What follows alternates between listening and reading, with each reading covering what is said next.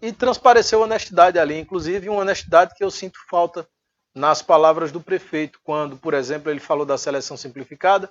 O Genilson disse: a denúncia foi minha de Rubem no sentido de que eles despacharam presencialmente com o promotor. Na verdade, eu fiz a denúncia por escrito, né? Tanto é que eu tenho um print aqui. Se o Rubem sustentar e disser que é mentira, eu provo, eu mostro.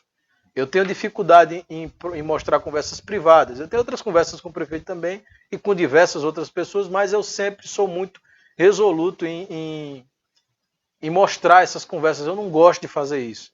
Tanto é que naquela do festival eu nunca mostrei a conversa do prefeito, dizendo que era para eu ir num dia, que era para eu ir no outro, que tivesse paciência, que ia ver, que não tinha condição de fazer festival.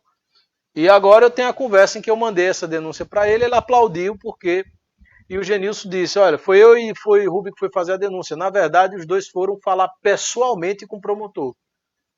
E isso é a verdade. O prefeito não teve a musculatura moral de dizer isso e tentou fazer um jogo de sensacionalismo midiático, levando as pessoas para um local fechado, onde se utilizou meios para pressionar psicologicamente as pessoas ali, dizer que elas iam perder o emprego, que não sei o que lá, que só perde de fato se ele quiser, porque aconteceu com esse prefeito de 2011, ele não demitiu ninguém, nem por isso, né, perdeu o mandato. Então, na verdade, a recomendação do Ministério Público é só uma recomendação constatando uma ilegalidade, não existe processo judicial, dia 31. As pessoas só serão demitidas se o prefeito quiser demitir de fato e demitir, aí a cidade para também, quando na verdade a cidade precisa dos funcionários tanto quanto os funcionários precisam dos contratos. E a verdade é essa. Ele vai inventar aí, eu já estou até pulando a pauta aqui para a estratégia do prefeito, né? Que tem aqui a pauta. É estratégia do prefeito, eu estou pulando a pauta, eu já volto.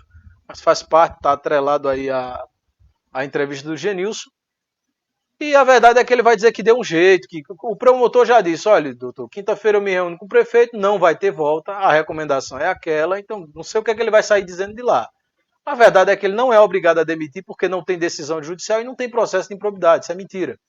E ele vai dizer o quê? Não, eu inventei um jeito, eu peguei um prazo. Não, o pessoal, ele vai manter isso aí, vai segurar, vai esperar o processo ser aberto. Eu já estou dizendo, quando chegar quando o processo for aberto, ele publica a data de seleção simplificada e sai todo mundo bem.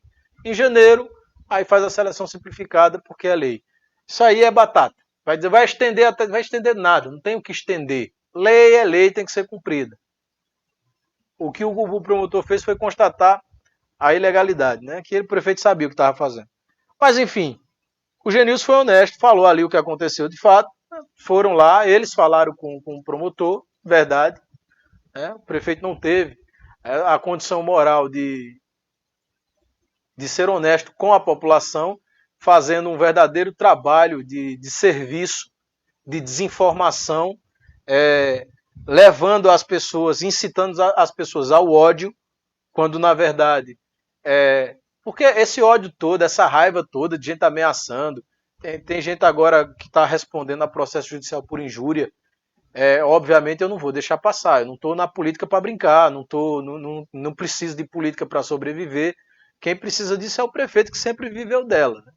Ele, como o Genilson disse na live, se formou em matemática, nunca deu uma aula na vida. Se formou em direito, nunca advogou na vida. A vida dele foi ser político, então ele precisa da política. E eu não estou, isso não é, eu não estou denegrindo ele nem estou ofendendo, não estou xingando o cara, eu estou simplesmente escrevendo um fato. Ele é um político de fato, ele precisa de política de fato. Eu não. Então, é uma postura que eu acho que a população tem que entender. Quando você se presta a se submeter ao sufrágio popular, não é porque você está precisando trabalhar como político, é porque a cidade talvez precise dos seus serviços como político. O cidadão era quem deveria fiscalizar mais, se policiar e dizer: não, eu vou eleger um bom político. Eu não estou fazendo um favor para ele nem estou fazendo um favor para mim. Eu vou eleger porque aquilo ali é o arquétipo do cidadão panelense. É o que eu quero para Panelas. É uma pessoa que brigue, que lute pelas leis, que fiscalize, que tome conta do meu dinheiro sem levá-lo sem surrupiá-lo, né?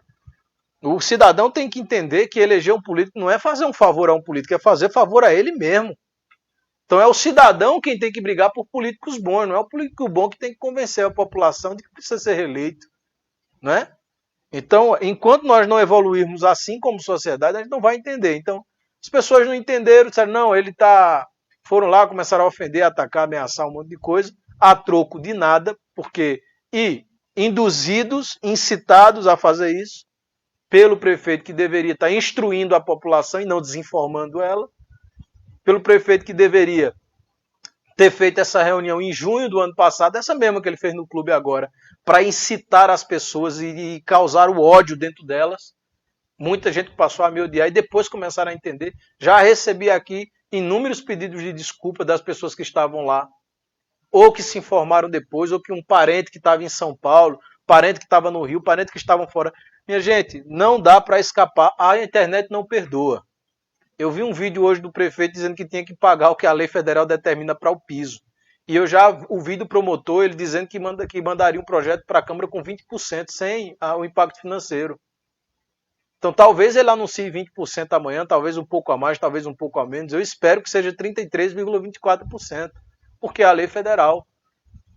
Ou então que me prove, mediante impacto financeiro, que, não dá, que 47 milhões não dá para pagar os aposentados e os professores de panelas. Não dá, a conversa tem que ser séria. E tem mais, se o projeto do piso chegar antes do plano de cargos e carreiras, chega errado.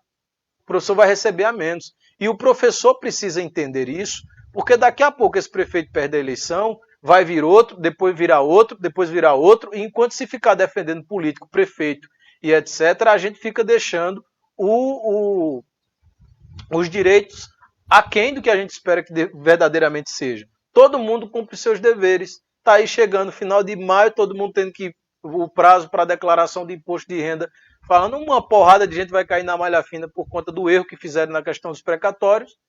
Procurem um contador aí para vocês saberem do que eu estou falando, porque quem me disse isso foi um contador.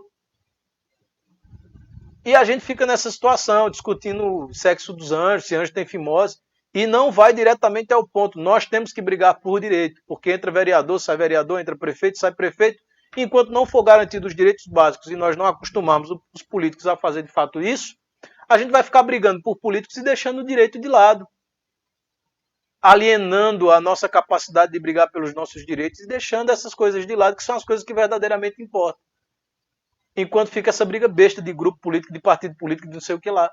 Isso aí, a luta numa eleição, para ser candidato, para ganhar uma eleição, deveria ser uma consequência do trabalho que se faz. Se você garante direitos, se você se corrompe, se você engana, se você mente, se você não cumpre, tudo isso aí vai entrar na balança da justiça na hora do cidadão sopesar o seu sufrágio, a sua aposta para mais 4 anos. Não é? Eu, particularmente, apostei errado. Fazer o quê? Troca daqui a 4 anos. A eleição serve para isso. Então a gente tem que buscar meios para poder garantir os nossos direitos, independentemente de quem esteja no poder. Genilson disse uma coisa, Meirelles Melo. Ele disse, olha, e os 14% que ficou do ano passado? Acabou, os professores, o Sismup está falando em retroativo, o Sismup está falando, quer dizer, o Sismup é o que agora? O promotor já disse, é um sindicato que só consigo encaixá-lo dentro da ilegalidade. Eu vou mostrar para vocês agora um documento do Sismup, porque ele disse que negociou com o prefeito. Até então, em direito não se negociava. Tem placas de professores que hoje defendem a atual gestão, dizendo que direito não se negocia. A gente tem aqueles vídeos daquelas épocas, eu vou rodar tudo aqui durante essa polêmica que eu sei que vai gerar, porque vão mandar torcida organizada para a Câmara,